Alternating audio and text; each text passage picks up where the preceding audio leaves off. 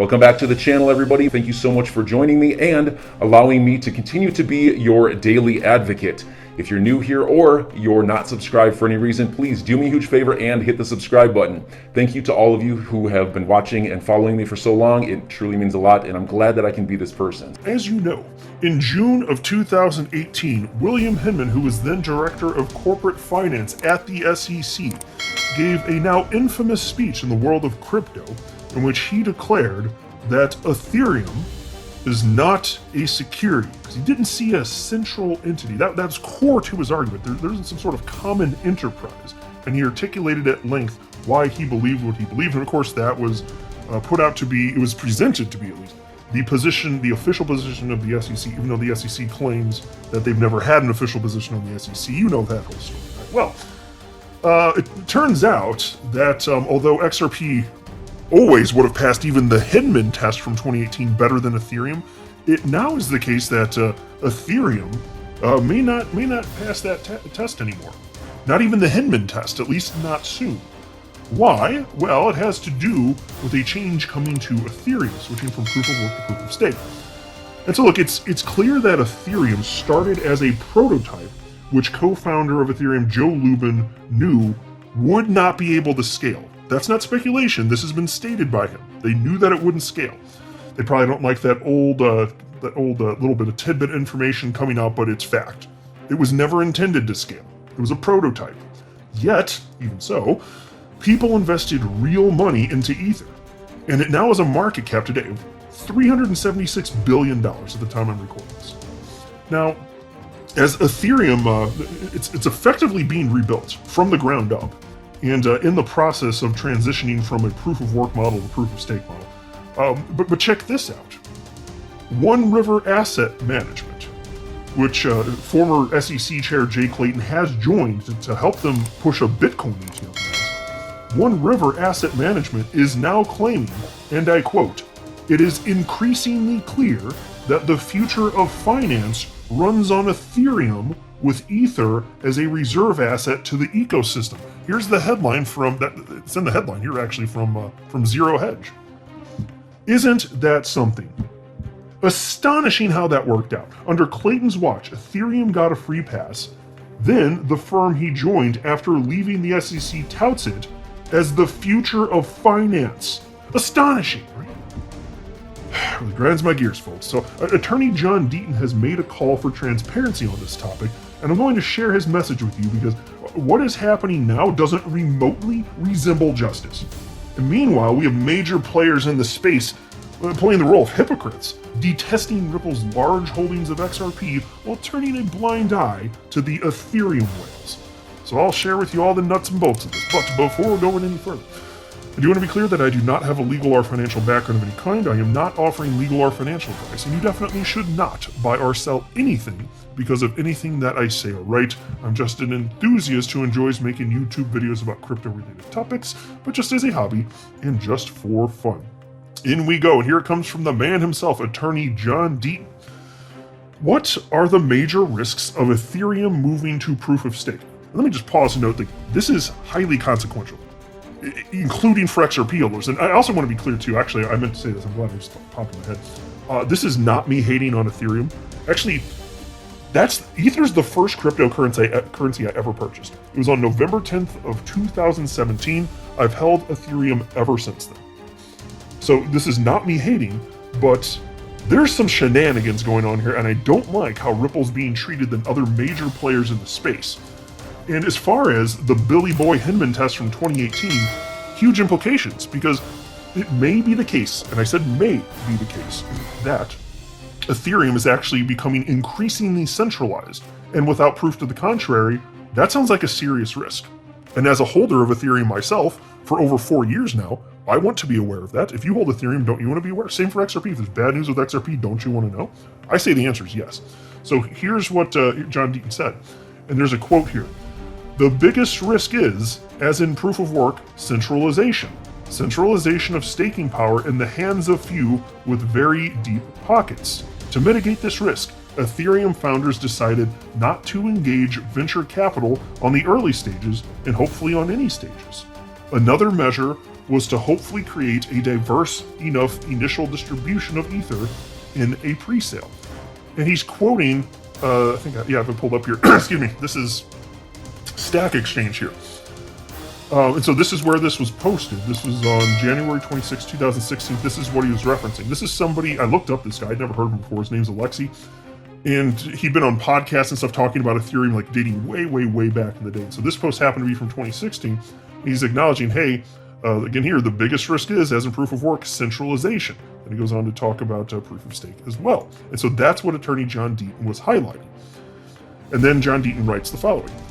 In the first 2 weeks of Ethereum's ICO, over 25,000 Bitcoin was made from selling over 50 million ETH.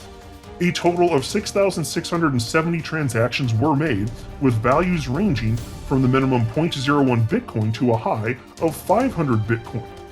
Vitalik Buterin admitted, quote, the majority of purchases occurred at the end, end quote. And he also stated this, here's another quote from Vitalik. Shows that Ether purchasers are generally a rather sophisticated audience. And I'll note that he got this, he's quoting this from blog.ethereum.org. This is posted by Vitalik Buterin. Here you can see it's on your screen. August 8th, 2014, when there were 28 days remaining in the Ethereum ICO. And then attorney John Deaton continues. Joseph Lubin and other Ethereum founders should be barred from criticizing other protocols as centralized until they provide transparency related to token concentration. For example, the blog stated Ethereum founders avoided venture capital at the early stages, but Lubin has stated that JP Morgan has been involved from the beginning. Vitalik wrote that 6,670 transactions took place. Of these 6,670 transactions, how many people or entities were involved? Vitalik called it the NWO, New World Order, and dispelled the belief that VC was heavily involved. But how diverse was it?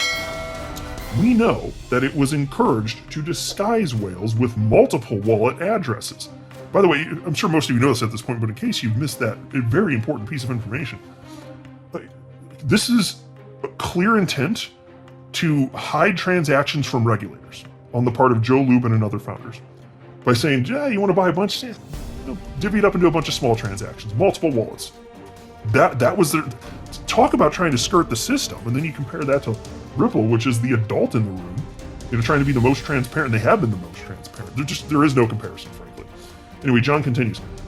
How many individual purchasers make up those 6,670 transactions?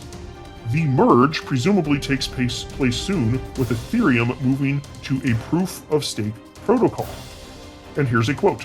A miner's capacity to validate blocks depends on how many coins they have. The more coins they own, the more power they have for mining. Now he's pulling this from a Seeking Alpha article, and there is part of this I wanted to cover just to make sure that we're all on the same page here. Some of this is basic stuff, but there's always new people jumping into crypto, so let's just make sure that we got the table set here properly. So there's this little subheading here, proof of stake versus proof of work overview. And again, Ethereum switching from proof of work, just traditional mining like Bitcoin has, to proof of stake. What's the difference? We'll check this out. Seeking Alpha answers that.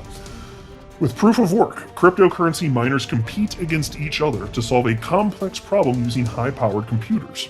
Those first to do so are given the authority to add the new block of transactions and then rewarded with digital currency for their work. When a block is authenticated, it's added to the blockchain. Now with proof of stake, or POS for short, miners have to pledge a stake of digital currency before they can validate transactions. A miner's capacity to validate blocks depends on how many coins they have to put up for stake and how long they have been validating transactions. The more coins they own, the more power they have for mining. The miner chosen for each transaction is chosen randomly through a weighted algorithm that takes the miner's relative power into account. So proof of work requires increasingly fast computers, the use of significant energy resources, and processes that eventually slow down transaction times as a cryptocurrency network grows. Proof of stake was developed as an alternative to proof of work because of concern about how much energy proof of work uses, its environmental impact, its vulnerability to attacks, and questions about its scalability. Now back to the John Deaton thread. He wrote, if validating blocks depends on how many coins you have, and the more coins you have equals more power over the network, how do you invest in ETH 2.0 not knowing who owns that? Lubin said Consensus owns a significant amount of ETH. What is significant? How much does JP Morgan own? And by the way, what he's talking about here, and I've shared this on the channel before, but worth repeating here, especially in case any of you listening are unaware of this, but here's the tweet on your screen from March 15th this year. Joe Lubin tweeted out the following in a thread. We've long maintained, he's talking about Consensus here, by the way, we've long maintained a significant treasury of ETH, stablecoins, and other crypto tokens, and we are actively using our own financial infrastructure to put these assets to work in DeFi protocols and via staking in anticipation of Ethereum's merge to proof of stake. Now, we'll set aside the fact for the purposes of this video that what he's publicly stated he's doing right there is getting other entities like Library sued. It's just insane. It's absolutely insane. I'm telling you, if Library and Ripple are being sued, how the hell can this guy flaunt what he's doing right here in 2022 and the SEC's like, oh yeah, that's cool, bro.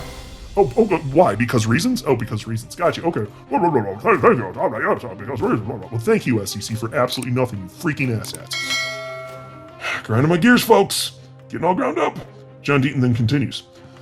Lubin, Mike Novogratz, Andrew Keys, and others have criticized XRP because so much of it is owned by one entity, Ripple. I've always maintained that that is a fair criticism. But at least the token concentration is transparent. We are aware of it, and we can decide whether to acquire XRP. And I just pause to note, I do agree that that is a fair criticism. Now, I've considered that criticism. I did back in 2017, and I looked at it, and I decided for myself that I frankly don't care. I just don't share the same trust issues that some of the Bitcoin maxis out there have. And yeah, if Ripple behaves in a bad fashion, fine, you fooled me. But I have a feeling that XRP validators the world over won't put up with it and could quickly, and probably would quickly, go ahead and just throw away the keys to Ripple's stash, which they can do because it's a decentralized system.